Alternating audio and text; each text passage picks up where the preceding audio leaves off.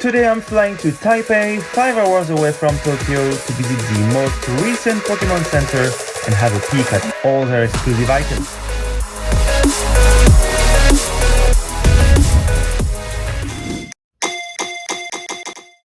Hi guys, welcome back to the channel.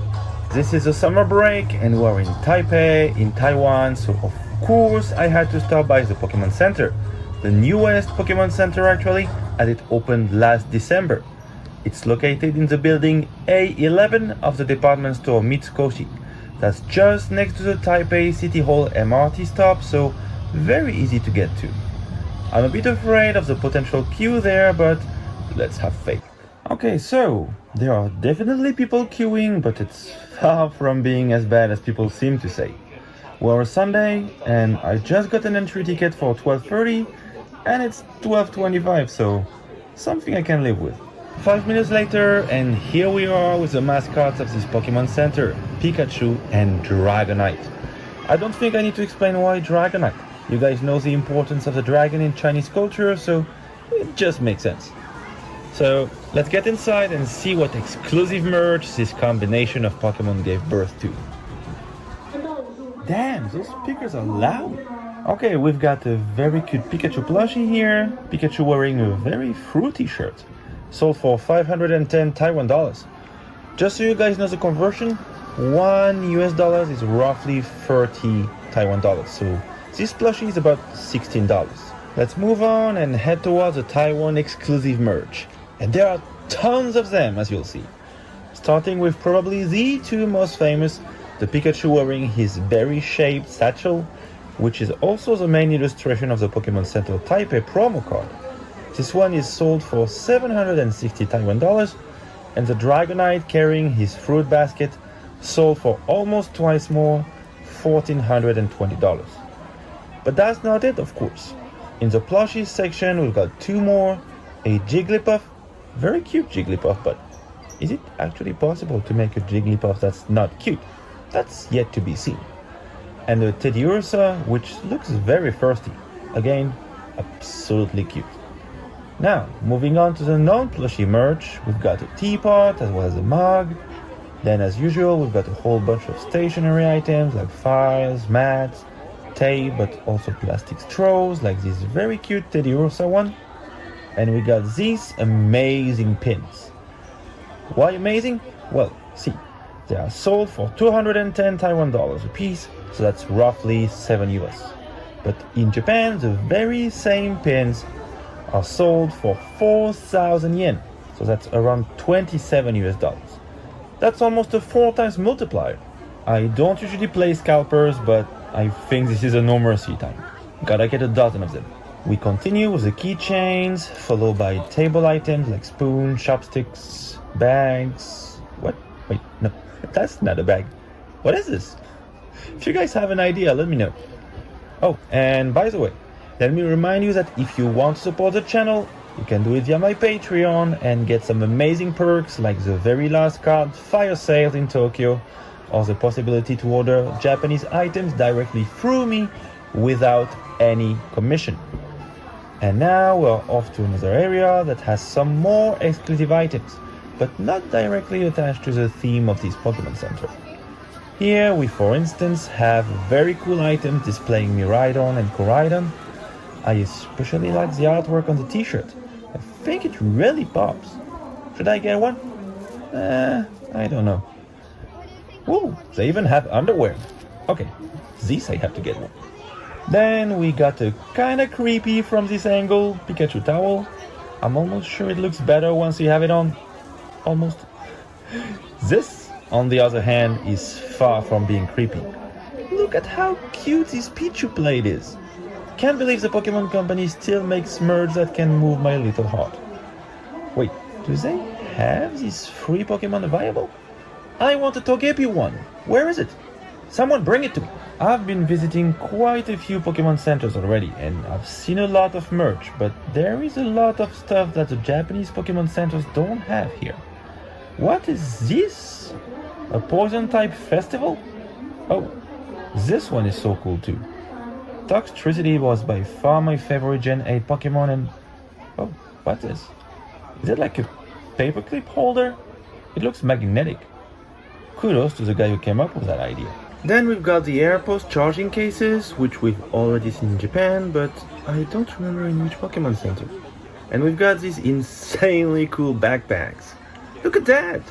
This Evolutions backpack is so colorful. Then we've got the video games here, and I really like what they've done. It's a little bit similar to the Pokemon Center Tokyo Bay in the sense that you can watch all the trailers you want, but instead of being a touch panel, you use this disc which contains a chip, and it will then display the matching trailer, so in my case, Pokemon Sword and Shield.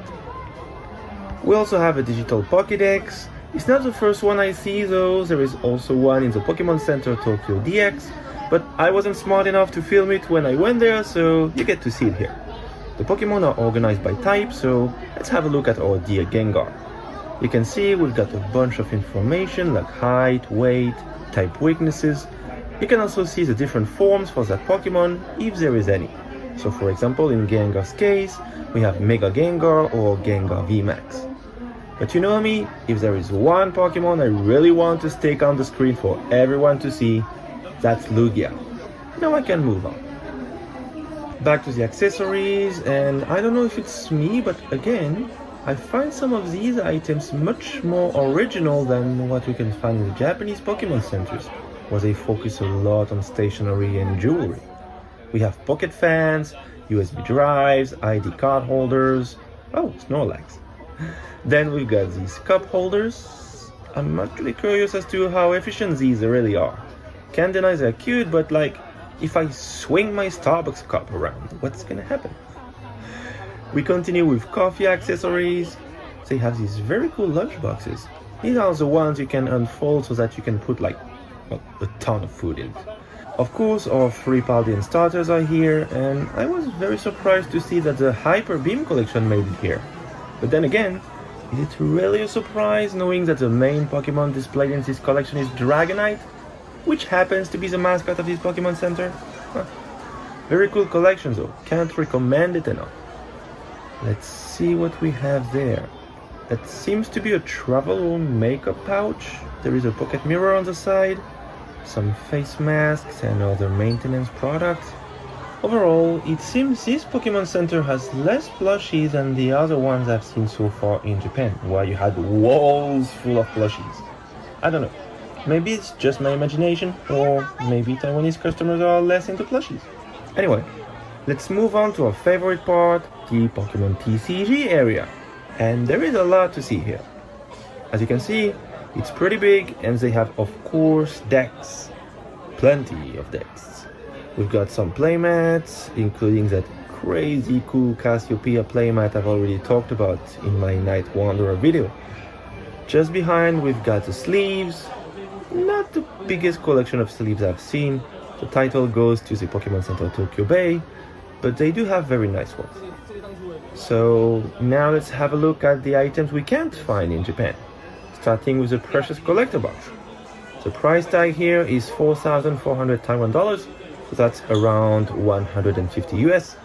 And just as a reminder, in this box you get a very cool binder and card display frame, as well as a Pikachu promo, which was included in Crown Venus in the West.